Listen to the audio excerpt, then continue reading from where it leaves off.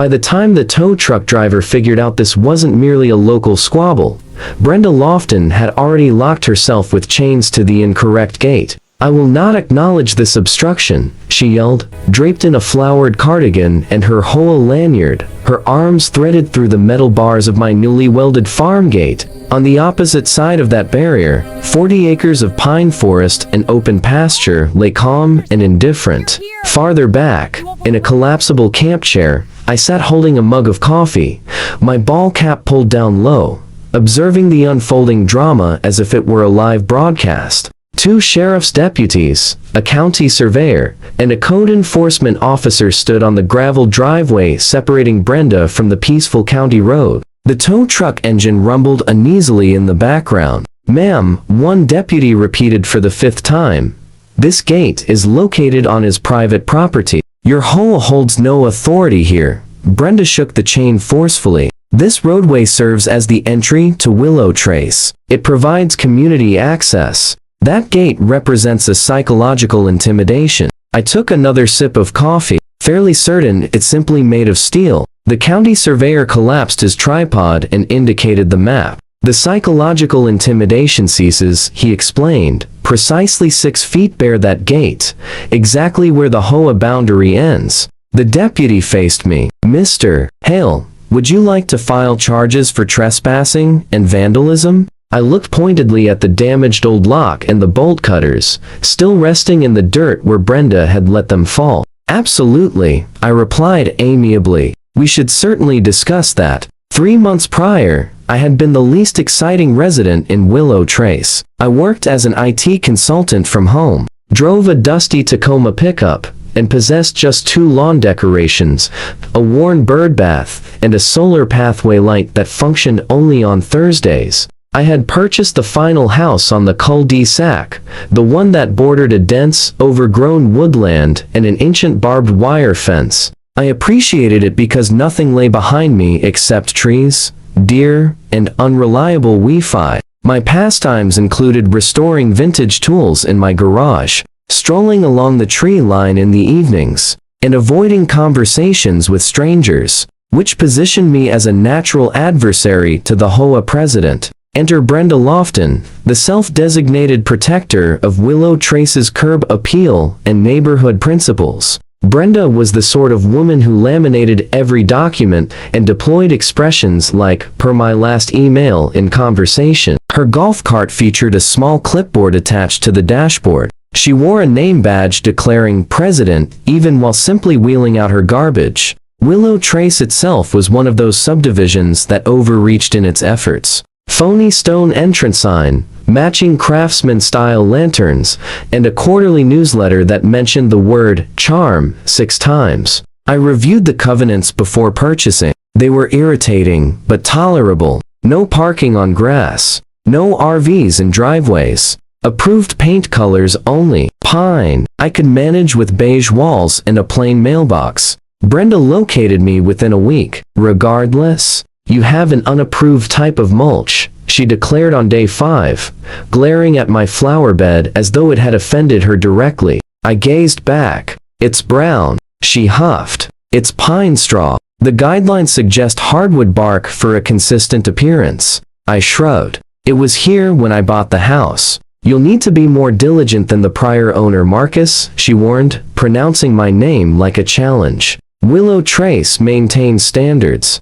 I nodded, feigned interest, and returned to my peaceful routine. Then the for sale sign appeared on the 40-acre parcel behind the fence. The land backing my property had belonged to the original farm long before Willow Trace existed. It consisted of 40 acres of rough pines, a winding creek, and 1 sagging barn. The developer had attempted to acquire it and been rebuffed. The elderly farmer had declined to sell to those uniform cul-de-sac builders, and included it in his will, no sale to the HOA or its developer, ever. When the farmer's children eventually sold it, they sold it to me. I discreetly completed the purchase, marked the boundary with flags alongside the county surveyor, and stood there one evening surveying my forest, my creek, my dilapidated barn. "I'm going to build a workshop back there, perhaps a garden, maybe some beehives, and I'm going to secure that gate thoroughly." The sole vehicle access followed the rear of Willow Trace,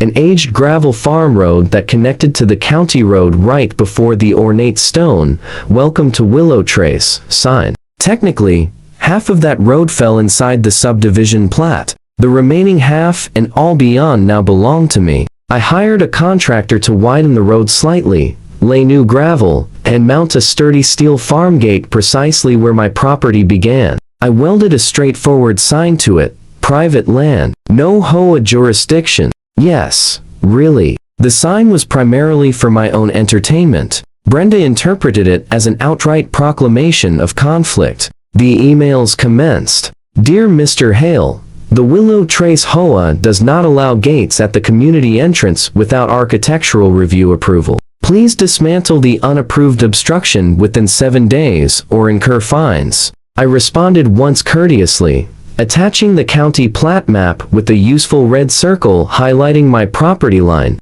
"Hi Brand, gate on my land outside HOA boundaries. No approval required. Best regards, Marcus." Her subsequent email skipped formalities. "You are generating a hostile visual atmosphere at our community entrance. This is unacceptable. The board will pursue enforcement actions." Then arrived the violation notices. Unauthorized structure affecting curb appeal. Obstruction of community access. Threatening signage. Threatening signage, I discovered, referred to the phrase, "no HOA jurisdiction." I disregarded the notices. Consequently, Brenda intensified her efforts. She began informing neighbors that I planned to construct a compound. She cautioned parents against allowing children near the gate, as if it led to Mordor. She contacted code enforcement who visited, examined the gate, reviewed the plat map, shrugged, and departed. She attempted the county planning department, which stated it was a farm gate on private property and declined involvement. She even slipped a handwritten note through the chain links. "This energy is very aggressive. Willow Trace is about community, not barriers." I attached it to my refrigerator like admirer correspondence. Then one morning discovered the gate swung wide open. The substantial padlock rested in the gravel, severed cleanly. Tire marks extended down my road into the woods. I traced them. They ended at my barn, where someone had affixed a large laminated sign to the aged planks, "Future site of Willow Trace Community Green Belt Expansion." I stood there studying the sign in quiet, a slow and icy sensation twisting inside my chest. "All right," I murmured. "We're finished with games." I phoned the sheriff. Deputies arrived, photographed the cut lock, the tire tracks, and the unauthorized sign. They shrugged sympathetically, but cautioned that without security footage or a witness, proving the culprit would be difficult. I expressed my thanks, mounted 2 trail cameras aimed directly at the gate, and swapped the lock for one that would make bolt cutters weep. Then I waited patiently. Brenda, in the meantime, intensified her campaign. She distributed an HOA newsletter declaring a proposed green belt expansion to more seamlessly connect our neighborhood with the adjacent natural landscape. She attached a map that colored my property in the HOA's signature brochure green. A small footnote read, "Finalization subject to legal and zoning approval." There was no such approval. It was purely Brenda's fantasy and a color printer. She started attempting to organize guided nature walks along my private road. I declined each request with single-line emails. "No, private property." Every refusal only heightened her desperation. So she resorted to what cornered petty tyrants do when challenged by real authority. She fabricated reports to higher officials. First, she contacted county zoning, alleging I was unlawfully storing vehicles and hazardous waste on the parcel. I was not. I owned 1 tractor and 1 deeply insulted owl. Next, she alerted the fire marshal, insisting the gate obstructed emergency access for the entire subdivision. Then she phoned animal control, claiming potential livestock neglect after spotting fencing and structures on satellite imagery. None of those complaints gained traction, so Brenda took direct action. One bright Tuesday morning, the trail camera recorded Brenda's white crossover arriving. Brenda merges with bolt cutters. Brenda wassevering my reinforced lock and hurling it into the brush. Brenda's proceeding down my private road, accompanied by 2 HOA board members. Halting at the barn and fastening yet another sign to my building. Willow Trace Residents Welcome. Green Belt Access. The cameras captured it all: date, time, her face, her license plate, the bolt cutters, the sign. I emailed the footage to the sheriff's office with a single sentence: I would like to press formal charges now. The detective who responded no longer appeared disinterested. Criminal trespass, he noted while viewing the video on my laptop. Criminal mischief for the lock. Potentially attempted land encroachment if sure wielding HOA power to seize your property. And she brought reinforcements. He froze the frame on Brenda's unmistakable face. Mr. Hale, would you object if we shared this with the county prosecutor? I leaned back, hearing evening descend across my 40 acres. Not at all. The knock at Brenda's door arrived at 7:30 a.m., just as she stepped onto her porch clutching her clipboard for the daily trash bin inspection. 2 deputies waited on the welcome mat. Mrs. Lofton? One inquired. She beamed. Good morning, officers. Is this regarding the unlawful gate obstructing our neighborhood? Ma'am, you are under arrest for criminal trespass and criminal mischief. Her smile collapsed mid-syllable. Pardon me? They recited her rights as half of Willow Trace peered through parted blinds like audience members at a play. Brenda was booked, fingerprinted, and released on bail, seething with righteous outrage, insisting to anyone within earshot that it was merely a misunderstanding and legitimate association business. The county prosecutor disagreed. Between the trail camera evidence, her newsletters, and the shaded green belt map, a clear pattern emerged: an HOA president attempting to extend her dominion over private land through harassment and destruction. Then the county's civil division entered the picture. They examined the Willow Trace covenants, plat maps, and original farm parcel documents. They confirmed the HOA boundary ended precisely where my gate now stood. No easement crossed my property for subdivision use. There existed no legal foundation for any greenbelt assertions. They also discovered Brenda had utilized HOA stationery and dues to promote her greenbelt delusion. So they took 2 actions: advance the criminal prosecution and firmly advise the HOA board to retain separate legal counsel without delay.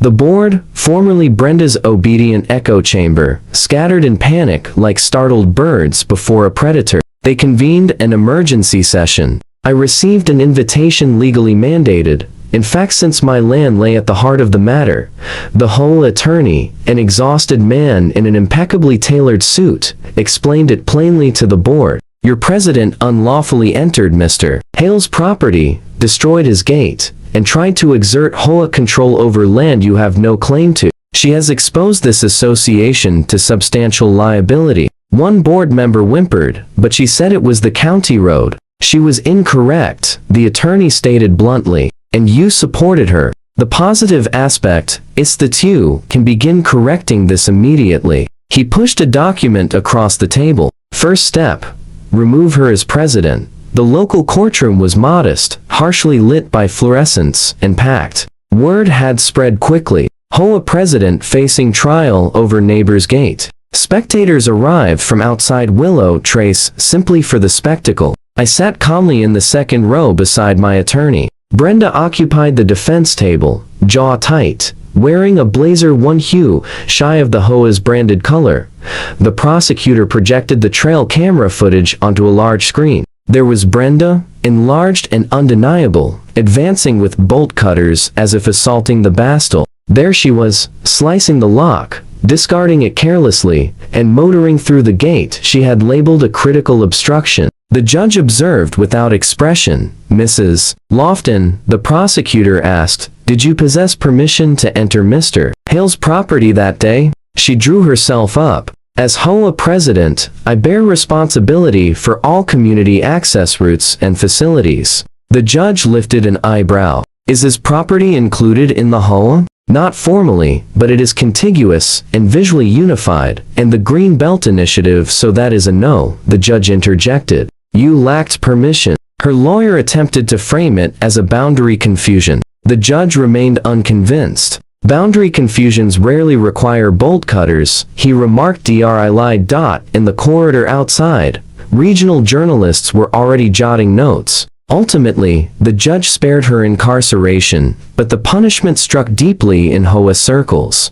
Guilty on charges of criminal trespass and criminal mischief. Fines amounting to $3,500. Restitution for the ruined gate and lock. An additional $800. 1 year of probation, including mandatory courses on property rights and dispute resolution, and then the final flourish, pronounced with judicial indifference. Furthermore, considering the established pattern of conduct, this court deems it fitting to bar Mrs. Lofton from holding any leadership role in homeowners associations, condominium boards, or comparable organizations within this county for the full term of her probation. The air seemed to vanish from her lungs. Her complexion shifted from flushed to pale to a mottled violet. She remained rigid at the defense table, mouth working soundlessly, like a fish gasping on dry land, words failing her entirely. The gavel fell with a decisive thud, and Brenda Lofton, former self-anointed defender of Willow Trace, slumped into her seat,